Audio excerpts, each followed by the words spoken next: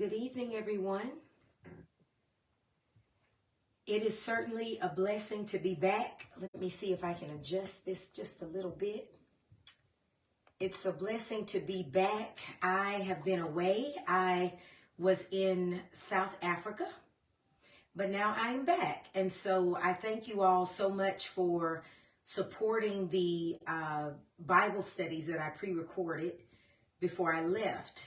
Before I left, I talked about a 3-point multi-Christian inspection. And so for 3 weeks, we were able to focus on that. But I am back in the United States of America now, and I'm certainly blessed by your presence. So on this evening, I want to review some of what happened while I was away. So I journeyed for 17 days in Johannesburg, South Africa, Pretoria, and Cape Town. And it was a great experience. And if you've been following, then you know that I delivered a presentation for a women's conference while I was there. And I also preached while I was there. So the women's conference was on September the 10th, 2022. And then the preaching engagement that I had there was on September 11th, 2022. And so for 17 days, I was able to learn from my extended family in South Africa. And I say that because many of you know that I'm a person who has wanted to go home for years. And so I say my extended family because I am an African living in America. And I had the opportunity to finally go home before I go to my eternal home. And I prayed to God as a young person that I would live long enough to make it home before going to my eternal home. So I thank God for answering that prayer. So let me tell you a little bit about what happened. If you've been following my posts, then you know quite a bit already. And I hope that you'll continue to follow because I'm going to share more videos. I'm going to share more pictures. And I'm doing this in particular because I know that a lot of people are, already asking me, Dr. McCoy, what happened when you were over there? So I want to be sure that I provide a chronicle or I chronicle the things that happen so that you might see them, okay? But I need to gift a Bible because many of you know that at least once a month I gift a Bible. Okay, so then here's your opportunity. We usually, when we have our Bible studies, we use the contemporary English version quite frequently. And I keep saying that everyone's going to have one before too long. So why don't you answer this question and then you can be gifted this Bible. Okay, I'll send it to you. All right, here's the question. I just named 3 places that I visited in South Africa. What's one of those places?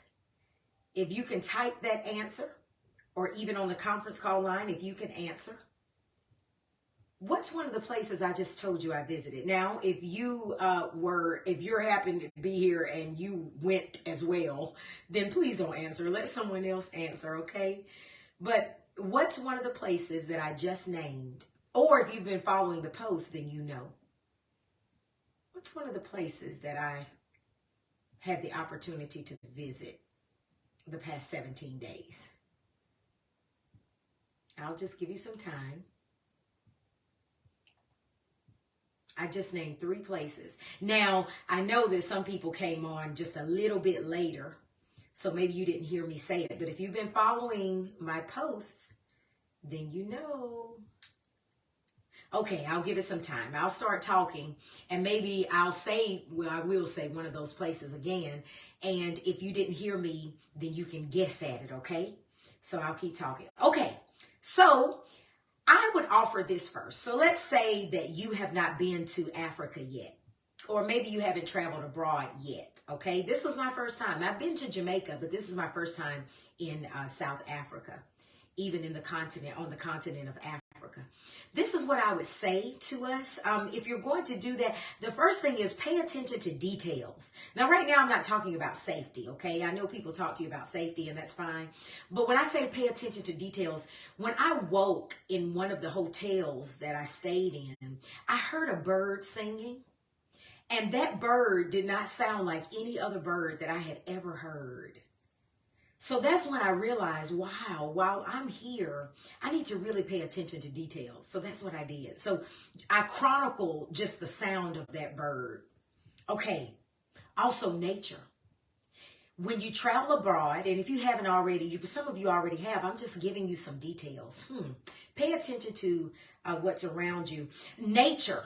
I noticed outside of the hotel, one of the hotels that I stayed in, there was a particular plant growing outside of that hotel. And I had that plant in my house. And I was like, wow, I don't think I knew you grew in Africa. You know, just things like that, the details, you know, before we get to the big stuff, right? And it was so important for me to recognize the similarities and the differences. Like, for example, we were in a hotel. Well, it was a regular hotel. I was like, oh, this is a regular Sheraton, you know. So just to look at the similarities and the differences. And then what you discover is so many things are just similar. Like, you know, when it comes to places, people, and things, there's not much that's really that different. And so I paid attention to those types of things. So I would say to you, pay attention to the details and then find an opportunity, if you can, to sit and listen to a native person, like someone who was actually born there. What I did was, in thinking about that, I thought, man, we really have great tour guides, but I'd like to really sit and glean from a person who is from here. So what I chose to do, what's the best way? One of the best ways, I was like, what's one of the best ways to do that? I said, oh, I'll go get my nails done. Yeah, I figured if I sit with someone who is a nail tech, they would probably talk to me, you know, and I would just learn so much, right? Beyond even my tours. So I would offer to you, and you probably have done that if you've traveled abroad, but if you haven't, then try to get that opportunity to just listen to someone, okay? And then have side conversations with your tour guides. The tour guide will give you a lot of information, and they're giving everybody that same information, but there may be some questions that you have in particular. So try to pull them to the side and just ask them, you know, just have a follow-up question, you know, just you and the tour guide, and also keep a journal. The reason why I can tell you about my journey, and if you've been looking at the posts, the reason why I'm so exact, even in the way I explain things, is because I wrote it down. Now, you know that in many of our conversations or in many of our Bible studies, I've talked about, you know, writing things down, right? I've encouraged you to do that. Well, I don't encourage you to do anything that I'm not doing. And so I know the benefit of journaling, but wow, it was really, really beneficial while I was on my 17-day South Africa journey. So now I can come back and tell you details, okay? And so keep following and you'll see the details. Another thing, except when you travel abroad, if you are not already doing this, accept that you are a foreigner first, and then you become a friend. Let me say that again. You're a foreigner first, and then you become a friend. When we read Ephesians chapter 2, verse 19, the Bible tells us, consequently, you are no longer foreigners and strangers. So that means at one point you are a foreigner and a stranger. But Paul says to the church at Ephesus, consequently, you are no longer foreigners and strangers, but fellow citizens with God's people and also members of his household. So if you were once a foreigner and a stranger, and now you're not because you've accepted Jesus Christ, you have to remember that you were once a foreigner and a stranger. So then if you're traveling abroad, you may be an American, that's beautiful, and you're a foreigner. So have the humility enough to say, wow, you know, people don't know me. I don't know people. I'm learning, and I need to have enough humility to accept my position. Okay, you're a foreigner here. Okay, so that means that you don't necessarily understand the currency. You don't understand the language. You don't understand just all of these idiosyncrasies that you take for granted in your own country because you know everything. Right? So remember, you're a foreigner first before you become a friend. Oh, but when you become a friend, and I'll talk about that a little later. But then the other thing is operating gratitude. The entire time I was there, we were just moving and shaking. It was not a vacation. It was a journey. It was a exploration. It was about service. It was about learning, right? And so many times I got a little physically drained, but I had to keep this attitude of gratitude the entire time, and I had to operate in gratitude. I'm tired, but wow, I'm glad that it's this kind of tired. You know, I feel a little bit exhausted, but oh my goodness, I've been exhausted for less things, you know, so the entire time I have to stand in line, but oh my goodness, I have the ability to stand in line, and people are actually being kind to me. They were really kind. And so just throughout the experience, just operating in gratitude the entire time, because some people will never get to travel like you do. I got to go to South Africa and serve there. Some people will never get to do that. So my attitude of gratitude was just from a place of, wow, God trusts me to be out here like this. And not just to be out here just like as another person, but to actually preach and teach. I mean, come on. So maintain an attitude of gratitude for whatever reason you're traveling, okay? And then when it comes to locations, so I wanted to talk about that first, but now I'll tell you about a few locations. Like I said, if you've been following, then you know I wrote out, I told you from my journal, I told you the places that I visited. Now I'm going to post those things daily, but in order for you to follow me now, you would have had to kind of look at that, but you can go back and look at it because I can't sit here and name all of those places in 30 minutes. It's already 7:13, okay? So I got about 15 minutes to where I'm going to try to talk to you a little bit more. But for example, I visited a school. I visited a primary school with, you know, really young kids, and then I visited a secondary school. The secondary school, those kids were grade 8 to 10. But at the secondary school, I was able to talk to the kids. I'm going to post the video, okay? But I'm trying to post them in the days by which the things happen. So I'm not just throwing videos and pictures out there at you. I want to be sure that it's in order. So I hadn't gotten to the school visits yet, okay? Today I just posted where I preached, and so the sermon is out there. And then I posted yesterday where I taught at the women's conference. So then that's out there. So you'll have to see what tomorrow is. But I visited a school, right? And I was able to tell the kids that I was an educator. Many of you know that I was born in Winston-Salem, North Carolina, where I worked in the Winston-Salem Forsyth County school system. And so I taught grades, you know, from elementary to middle to high school. I even taught at the middle college over at Forsyth Tech. So I was able to tell these kids, you know, that I was an educator. It was so awesome. And they were just so welcoming, and they were so happy to see us. It was just so beautiful. I just feel like everybody needs that experience. And they had a saying, and I wrote it down. This is from my journal again. Listen to this.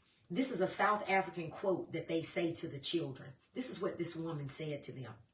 Always remember what you have learned. Your education is your lifeguard, or your education is your life.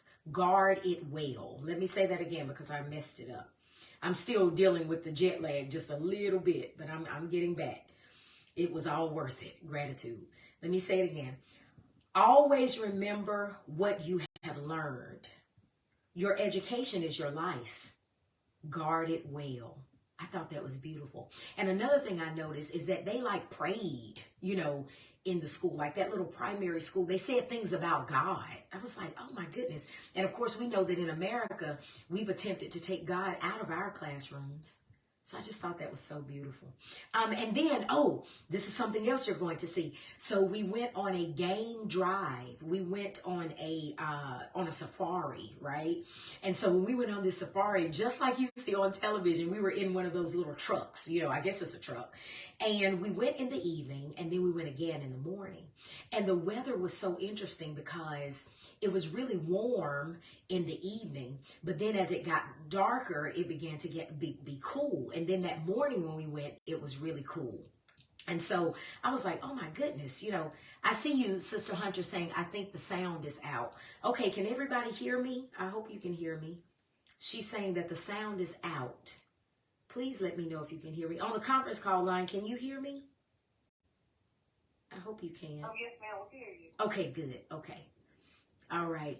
So nobody's saying anything. Can you all hear me? Now I'm motioning. Can you hear me? Can you hear me? Because I'm not sure if they can hear me. Oh, okay. Thank you. I can hear you. Okay. Well, I'll keep talking. But thank you all for letting me know. So anyway, when we were on the game drive, listen to this. So there's something called the Big Five. And so this means that when you're on the game drive, you could possibly experience these Big Five, these animals, right? Okay, this is the Big Five. the rhino, rhinoceros, the elephant, the leopard, the buffalo, and the lion. And they recently, and I only found this out because I spoke to one of the young men at one of the shops that I went to, and he told me about this one. They added the zebra. Okay. So again, those are the rhino, the elephant, the leopard, the buffalo, and the lion, and then the zebra. But again, they usually just say like the big five. Okay, listen to this. Guess how many of these we saw when we went on safari? Oh my goodness. Okay, you're going to see the video, okay? We saw the rhino. Yes. We saw the giraffe. We saw the elephant. We saw the zebra. And we saw the lion. Oh, I missed the buffalo. So what we didn't see is the leopard and the buffalo. So let me say it one more time. Again, I'm dealing with jet lag. I'm not operating on all fours, okay? So I hope I'm not confusing, okay? Let me say it one more time. So the rhino, the elephant, the leopard, the buffalo, and the lion. And then they added the zebra. So the only one we did not see is the leopard and the buffalo. Yes. And in my home, you can imagine, because, I mean, most of you know that I'm pretty Afrocentric, but in my home, I have pictures of elephants and giraffes and zebras, and I have figurines of giraffes. So for me, it was like a really big deal. So I appreciate you all looking at the videos and the pictures, because when I say I have footage, I have footage. But that was so awesome. Okay, let's talk about the food, because some people, I'm talking about let's talk about it as if you're right here with me. Let me talk about the food. People have asked me, Dr. McCoy, what was the food like? Oh, let me tell you, I tried ostrich. Yes, you heard me, ostrich. You know the bird. Yeah, that one. I tried ostrich, and I tell you, it was delicious. It was delicious. I know. Well, when I went to one of the restaurants, they had something called a safari something. It was like a plate where you could try some of the same animals that you saw on safari. Yes. Now they had foods that, you know, people could choose that wasn't that, but you know what I did? I chose that. So I ate ostrich. I had springbuck. I had, I wrote it down. I don't think I have it on my notes here, but keep watching and you'll find out. Okay. Keep checking my page and you'll see. But I had like a game play, and it was really, really good, because I don't know about you, but when I travel, I like to live a little, you know, go somewhere and have something that you never had before, you know, and that's the memory that I can share with you. And I said, when I got back home, I want to see where there's maybe an African restaurant that sold ostrich, and they were like, it won't taste as good, you know, and I was like, oh man. So anyway, the food was really good. Now, when I got my nails done by V was her name. Her name, first name starts with a V, so I'm just going to say V. Beautiful name. I wrote it down. You'll see her picture because she's okay with me posting it, but just keep following. I didn't get my nails done until the last day, around the last day, so you'll see her. But when I sat with her, she asked me what was the difference between some of the foods that we have and some of the foods that they had. So like, for example, they had a KFC. We have a KFC. They have a Pizza Hut. We have a Pizza Hut, right? They had Coke and Pepsi. We have Coke and Pepsi. They had Krispy Kreme. We have Krispy Kreme. So anyway, she and I just went the rundown. It was so cool. She was like, okay, how was our Pepsi compared to your Pepsi? I said, oh no, you all, that Pepsi is not the Pepsi. I said, I'm from North Carolina. That's like home. It's like born in the Carolinas, and whatever it is you all have. She said, but our Coke is good. I said, well, I didn't try the Coke. I said, really, I don't drink soda, but I just tasted that Pepsi. So we just laughed about that, right? Well, then we talked about the KFC, and I told her, I said, now you all give a bread loaf. I said, we get a roll. I said, so I love the way that you all get a whole loaf, give a loaf. I was like, that is so good. I said, but your spices are a little different than our spices. I don't know how many spices are with the KFC. Is it 21 secret spice? I don't know. But I told her, I said, I think yours is missing about one spice. And she laughed. I said, oh, but you all have the best. What did I tell her? I wrote it down. I don't think I have it here. You're going to have to just keep following me. I can't talk about everything in 30 minutes. You're going to have to keep following me. But we talked about that. And then our tour guide, Tifo, thank God for him. I heard from him today. He told us about something called Kota. And he said that when he was a boy, they ate Kota all the time. Oh, and my mom reminded me that the cranberry juice was really good. Thank you, Mom. She just texted me because my mom, as some of you know, she went along with me. So I had saved enough money to pay for myself and to pay for my mom. So she was there too. So thank you for texting me because, again, I'm not operating on all fours, but this is what live looks like, okay? And this is not like the Bible studies. You know, I study hard for the Bible studies. What I'm doing now is just having the talk with you. Okay, so thank you, Mom. Yes, their cranberry juice. Their cranberry juice was so delicious. I told her that we have something called like Ocean Spray cranberry juice, and it does not taste as good as this. So thank you, Mom. That was the one that I was like, oh yeah, you all have us beat. So again, when you travel like that, when you travel abroad, it might just do you might just do yourself well to speak to someone, like just sit. For me, I chose to get my nails done, and that same young lady, she gave my mom a pedicure, you see, and they were able to simply talk and exchange information like family should. Okay, so then let's talk a little more about the people. Let me talk a little more about the people. You talk about some beautiful people. Okay, so there was a young lady there, Lebo, and she is a designer. And so when we got there, we were able to choose the cloth that we wanted. And she said that she would make us clothing. And so she had all of these drawings of things that she makes. And so we were able to pick it. And do you know that she was done? She had those things completed by the time we left. I was like, wow, that's pretty awesome, right? I was like, wow. So yeah, who wasn't in the Bible in the book of Acts? The lady that was really great with a needle. Her name is Dorcas, right? Or Tabitha. So in the Greek it's one and in the Hebrew it's another. Yeah. So you Bible scholars, you know about Dorcas. I was like, wow, that's how she is. It was so awesome. And so I have some clothing that is made for my body. And then let's talk about the people some more. So you see what I'm wearing. And for the conference call line, I'm sorry that you can't see me, but I have on jewelry that I purchased when I was in South Africa. And I'm going to post the video of the women who were making this jewelry. It's like Zulu. So you'll see how they make this jewelry. So it's beautiful, but it also, for me, let me open this a little bit. It has sentimental value because I sat and watched them make this jewelry. It was so awesome. I was like, wow. So the people, their demeanor, many of the women that I met, I mean, I had that, you know, I was able to lead that women's conference or facilitate a workshop, and they were just so kind, and I was able to gift some of my books to them. And so it was awesome. And the dancing in church was just beautiful. Just make sure you keep watching. Okay, let me move on. One of the things that someone said to me while I was there that I thought was interesting, you know what she said to me? She said, it's safe to be black here. That's what she said, those words. It's safe to be black here.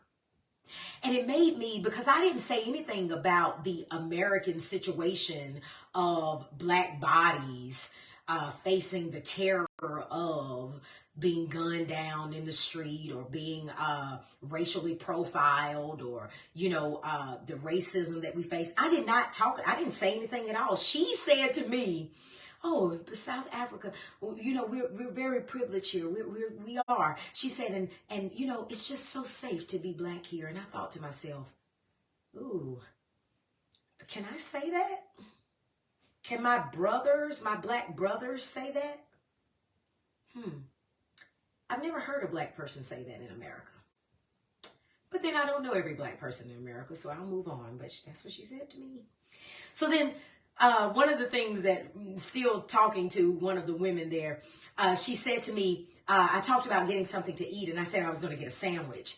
And she was like, a sandwich? I was like, sure, yeah, a sandwich, like a chicken sandwich. Or she said, why do you all say sandwich? She said, if it's something between bread, it's a burger. I was like, okay, that makes sense. I was like, okay. And then whenever they, you know, would like something, like I may say, oh man, that is so good. And I'm talking about food. They say, oh, you should try the biltong. It's nice. You know, I was like, oh, I like that. Oh, by the way, biltong is like a beef jerky. And I tried it. And I didn't really like it. And so I put it in my bag. And when I got back to America and was walking through customs, they had these little dogs that could sniff your luggage, and they sniffed out the biltong.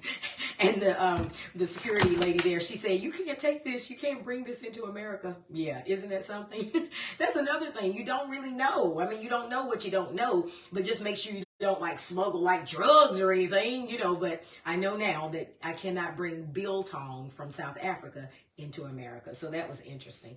And then whenever I would say something about where's the restroom, many times I'll say the ladies' room or the restroom. Well, they just have it labeled as toilets. So I stopped saying restroom and I said toilet. Could you tell me where are the toilets? Just things like that. And then another thing, whenever I wanted to take food to go, like I'm used to saying, could I take that to go? No, they say takeaway.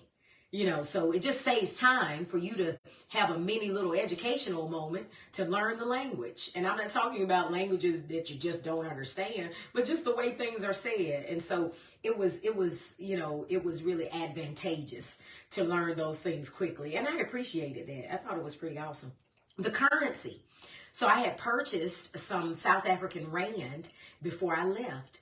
Because I knew that was their currency. Now, you can get currency at the airport, but you can save time by just going to your local bank and getting some currency. Now, I only knew that because I used to work in international banking at First Citizens Bank.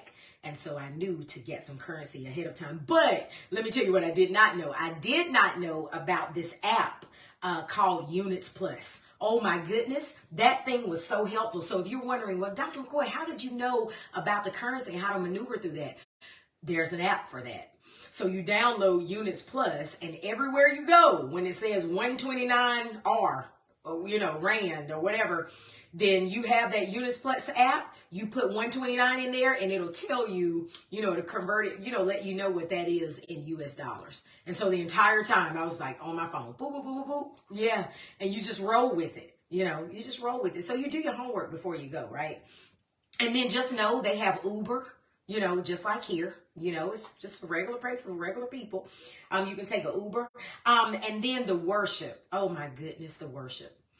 I don't know if you can tell, and I think you can because you've been with me during these Bible studies and everything.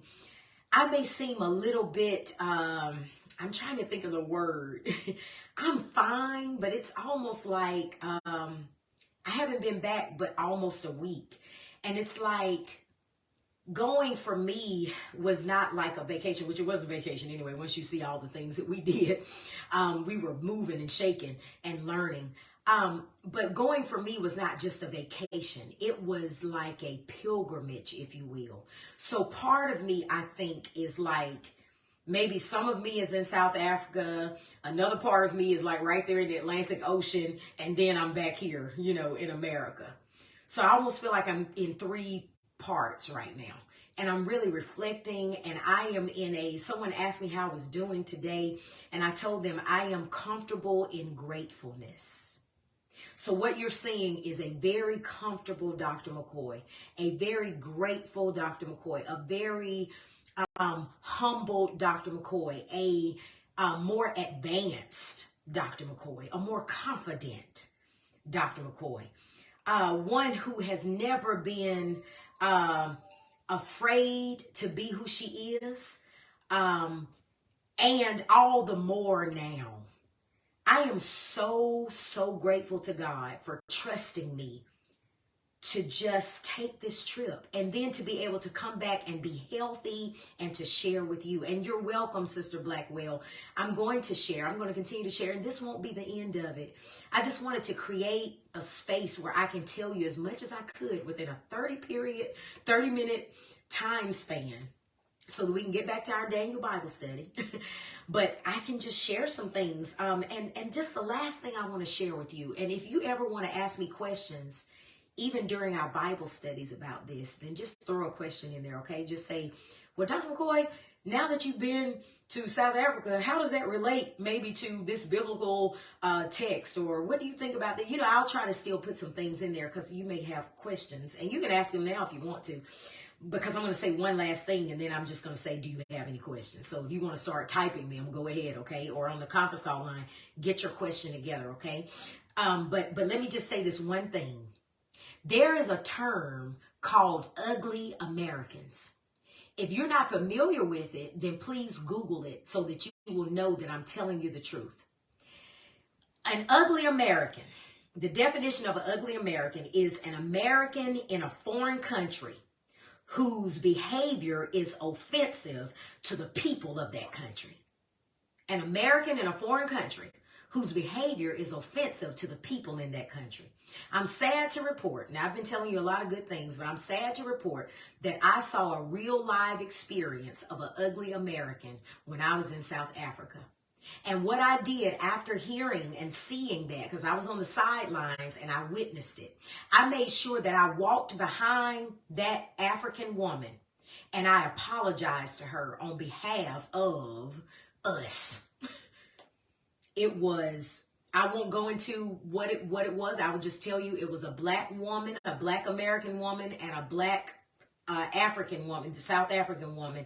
And it was a deplorable display of being an ugly American.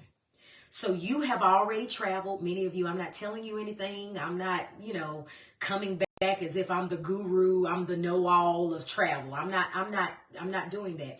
But if I can share with you all the good experiences, I can share with you a bad experience. And the bad experience is someone not knowing how to behave respectably when they go somewhere else. The American way is not the only way to do a thing. The American way is not always the right way, and there's more than one way to do a thing. You are not always right. And so I just want to be sure that when you go, because you're going to go, you are, it's on your bucket list. I know it is. And when you go back, and you see these things, that you come back and remind us how to act, because we can do better. Okay, we can do better. So if you have any questions, I'm going to give you some time. It's 7:34 p.m. I wanted to talk for about 30 minutes. Oh, I was giving away a Bible. Did you remember one of the places that I went to? What's one of the cities I visited in South Africa? Can anybody tell me? Okay, let me give us a hint of one. Oh, you're welcome, Sister Michelle. Yeah, you're welcome. Yes, I apologize on our behalf, right? I was like, oh no. Okay, Nelson Mandela. Okay, maybe that's a clue. Nelson Mandela was the former president, he's deceased now, of course, of South Africa. Okay, is there a place in South Africa? Oh, yes, I heard you. I was going to say, is there a place in South Africa that resonates with you? Okay, Johannesburg. Thank you. Okay. So what I need you to do, thank you on the conference call line. I need you to just reach out to me. You can email me at drtalikamccoy@gmail.com. I almost didn't even remember my email address. Or you can send me a message through Facebook so I can mail that Bible to wherever you want. Johannesburg. So I mentioned some other names. I mentioned Pretoria. I mentioned, there's another name I didn't say because it's kind of challenging to say. Soshanguve. I think that's how it's pronounced. Yeah, I wrote it down. And I mentioned Cape Town. So congratulations. So I thank you all. You're welcome. So I just thank you all for being here. I ask that you continue to pray for me. I am well. I am so good. I am so good. So I appreciate you. I was trying to think of what else I might need to say, but I guess that's it. I just appreciate you. And I hope you'll keep looking, okay? But this was the talk. And we'll get back to our Daniel Bible study, if it be the Lord's will, on next week. So God bless you. Have a good evening on the conference call line and social media. If you're watching later, thank you for watching and coming back later. God bless you. Go look at my Facebook page, okay? So you can see the pictures. I never really invite people to that, but I really want you to see this, okay? I really do. Experience it with me, okay? God bless you all. Have a great evening. Thank you, Dr. Cole. You too. Take care. Okay. God bless you. Thank you.